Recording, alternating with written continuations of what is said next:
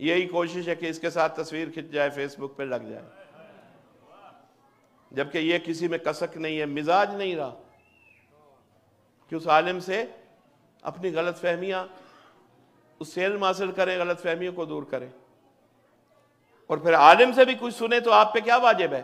فوراً اسے قرآن سے ملائیں، عالم کے لباس سے متاثر نہ ہو۔ عالم کہہ گیا، آپ کی سیلیبریٹی نے کچھ کہہ دیا اور آپ نے مان لیا اور آپ اس کے سپورٹر بن گئے، نہیں، جب تک وہ قرآن اس قول کی، چاہے وہ حدیث کہہ کے پڑھا جائے، اگر وہ حدیث قرآن سے ثابت نہیں ہے تو اسے دیوار پہ دے مارو، پیغمبر کا فرمان ہے، اسے ہمارا کہا ہوا مت سمجھو۔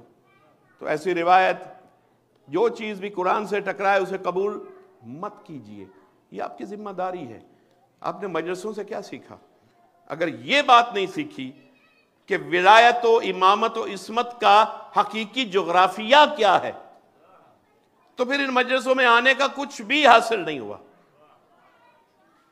مجلسوں میں جو ایجوکیشن آپ کے ضمیر کو لینی ہے، آپ مقام معصوم کو سمجھ جائیں، نہ قرآن کسی کی بیعت کرتا ہے، نہ دست معصوم کسی کی بیعت کرتا ہے۔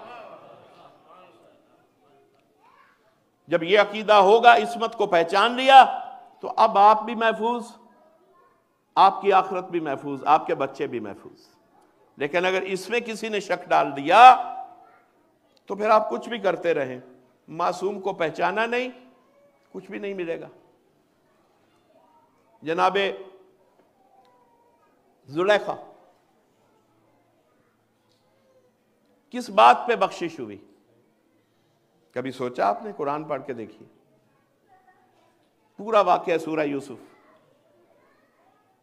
جب بوڑھی ہو گئی، سب کچھ بک گیا، یوسف پہلے زندان میں رہے، پھر عزیز مصر بن گئے، بادشاہ بن گئے۔ اب اس کو نہیں پتا، کمیونیکیشن کا تو دور نہیں ہے، ٹیلی ویژن پہ تو خبر آتی نہیں ہے، زمانہ ہی اور ہے، اسے نہیں پتا کہ کیا ہو رہا ہے مصر میں۔ چوک میں بیٹھی ہیں، صلوات پڑھیے محمد والے میں۔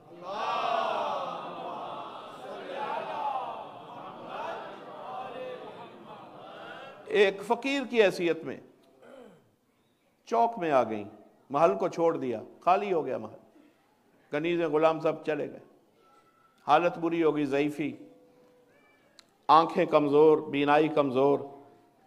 یہ بہت اہم میسج دے رہا ہوں، بہت اہم میسج دے رہا ہوں کہ آپ عصمت کو سمجھ جائیں،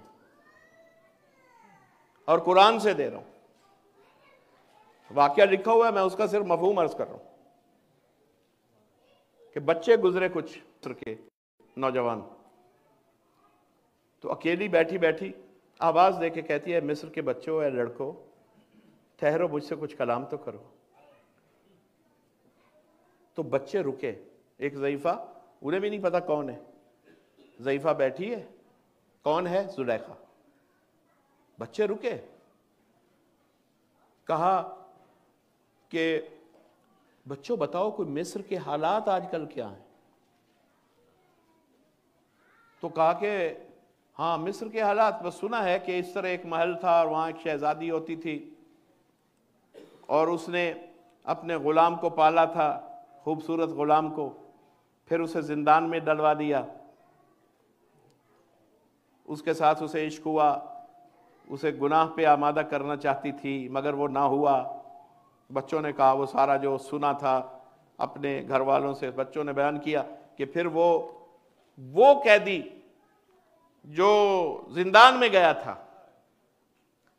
اللہ نے دن بدل دیے، وہ بادشاہ کے محل میں پہنچ گیا، آج وہ مصر کا بادشاہ، اور ہم نے سنا ہے کہ وہ کوئی اللہ کا نبی ہے۔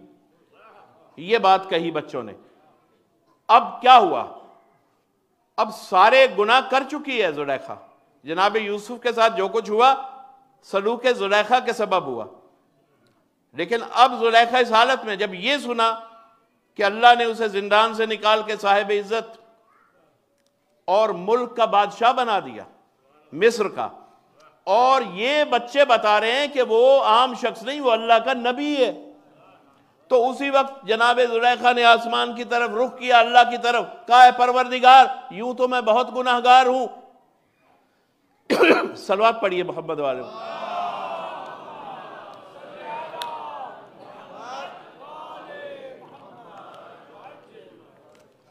یوں تو میں بہت گناہگار ہوں، لیکن میرا ایک گناہ ایسا ہے، اب یہ گناہ اگر ہماری ملت شیعہ ہو کہ یہ گناہ کرے تو دیکھیے حال وہی ہوگا، زلیخا ریورس ہو گئی۔ لیکن جو اس عقیدے پہ ہو جس کی معافی مانگ رہی ہے زلیخا، تو پھر اس کا کیا حال ہوگا اللہ کی بارگاہ میں، کہ جو مکتب آل محمد کا فرد ہو کے اس عقیدے پر پختہ نہ ہو سکے۔ وہ کیا عقیدہ ہے؟ دیکھا میرے بہت گناہ ہیں، مجھے امید ہے تو معاف کرے گا، مگر اگر تو نے یہ گناہ معاف کر دیا تو میں سمجھتا ہوں میرے سارے گناہ معاف ہو جائیں گے۔ تو کون سا گناہ؟ اس نے کہا اس لیے میرا یہ گناہ کہ اے اللہ میں نے ایک معصوم کو، ایک نبی کو اپنے جیسا سمجھ لیا تھا۔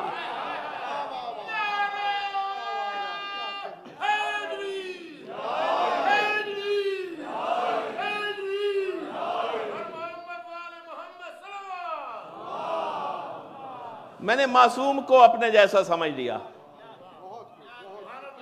تو جو معصوم کو اللہ کی وحی سے رحمت نے جوش مارا کہ یہ اتنے گناہ کرنے والی، آج یہ ہدایت اس تک پہنچ گئی کہ معصوم عام انسانوں جیسا نہیں ہوتا، معصوم کا ہاتھ غیر معصوم کے ہاتھ میں نہیں جا سکتا۔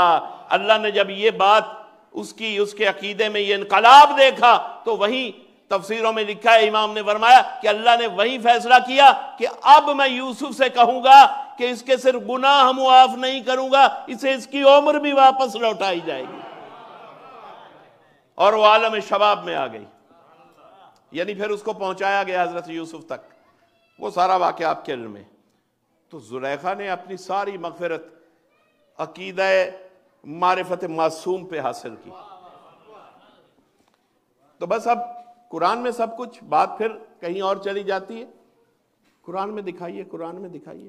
میں کہتا ہوں ایک چیز آپ دکھائیے۔ اچھا دکھائیے کیا بھائی؟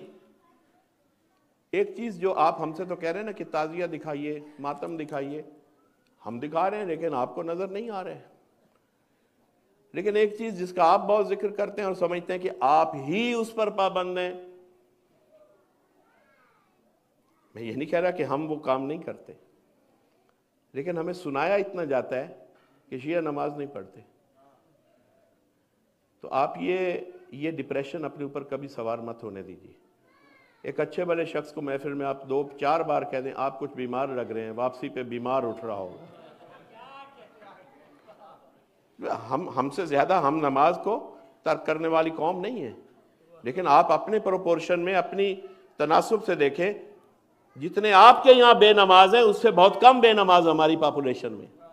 پاپولیشن کا ایوریج دیکھیں کہ ہم ہیں کتنے، جتنے ہیں ان میں آپ کو ہمیں یہ کہنے کا حق نہیں کہ آپ کے پاس ہماری قوم محافظ نماز ہے، کہ حسین نے کربلا کے ساتھ نماز بھی دی ہے ہمیں، حسین نے عزاداری کے ساتھ، سید سجاد نے، ہم سید سجاد کے ماننے والے ہیں، ہم نے سید سجاد سے 2 چیزیں لی ہیں، ایک اللہ کا سجدہ، ایک حسین کی عزاداری۔ ہم سید سجاد کے ماننے والے ہیں، حسین کا سر حالت سجدہ میں گیا ہے، علی کی